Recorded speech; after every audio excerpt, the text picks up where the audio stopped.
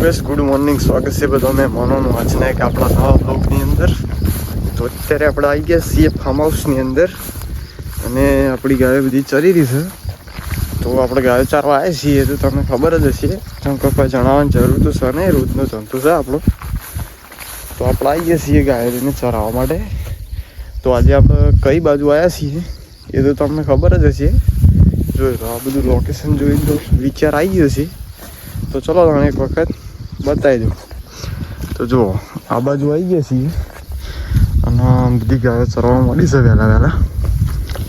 વહેલા તો કોઈ નથી, જેમ કે 11 વાગી જશે આટલા આવતા અને બધી ચરું છે. અડધી ઓમ છે, અડધી આ બાજુ ચરું છે. આવું બધું મારા રોજ તમને બતાવવાનું હોય છે. બીજું કોઈ આપણા જોડે કોમ છે નહીં. અને હોમ છે આ બંગલો અને શેર, બરોબર. આ છે બધો બોયડીઓનો જાળો, એ તમે તો કદી જોયો નહીં હોય એટલે બતાવી દઉં. તો આપણો આજનો આયરો કન્ટેન્ટ રોજનો છે કે આ બાજુ આવ્યા છીએ ને આવું છે અને આવું બધું મારે તમને દેખાડવાનું હોય છે. બીજું કશું તો હું જોવા જતો નહીં, એટલે બીજું તો શું કરી શકું તમારા માટે. તો એક વખત ફરવા જતો એ તમને બતાવી દીધું છે. તો અમે આવું બધું જોઈને ખુશ રહેજો અને સપોર્ટ કરતા રહેજો. બીજું કશું કહેવા માગતો છું નહીં હું. રોજ હું તમને રોજ જ વહેલા ઉઠીને જ ગાયોના દર્શન કરાવી દે. તો તમારે વહેલા જ ફોન ખોલીને આપણો વિડીયો ચાલુ કરી દેવાનો, એટલે તમારો દાડો મસ્ત જતો રહે અને તમને દર્શન થઈ જાય ગૌમાતા. બરાબર. અમે તો રોજ દર્શન કરીએ પણ તમને કરાવું.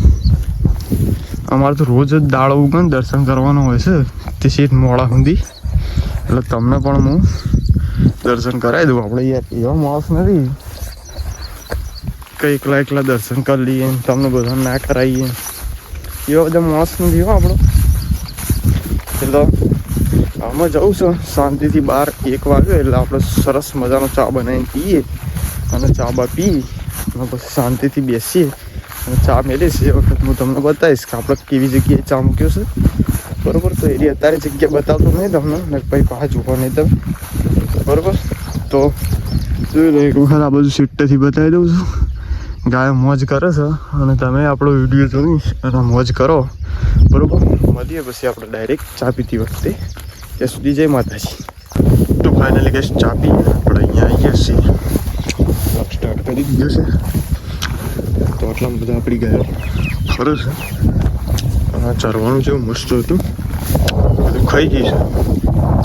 પછી બાકી રાખ્યું નહીં.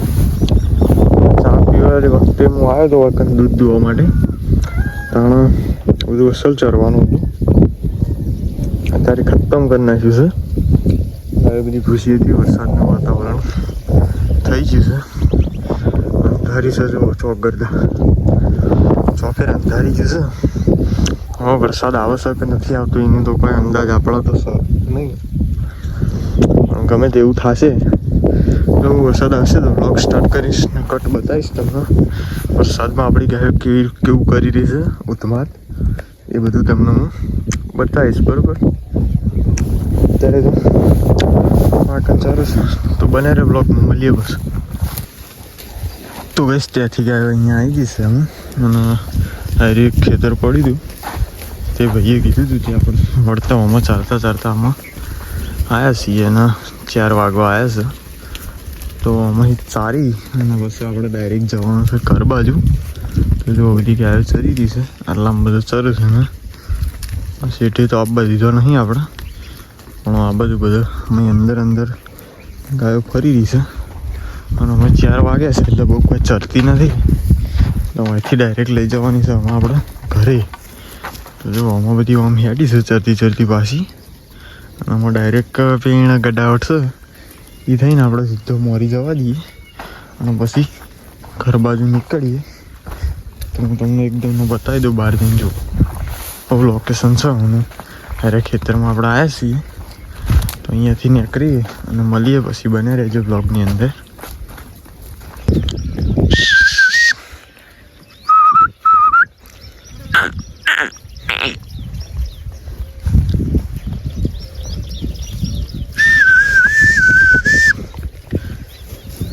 તો બસ મંગાવ્યો નીકળી છે ઘર બાજુ જવા માટે.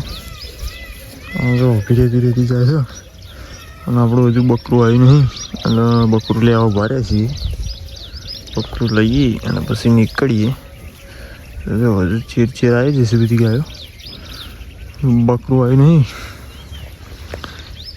આવે એટલે સટકાવો છો ચેડી ઘર ભેગું કરવું વયું છે અમારે આગળ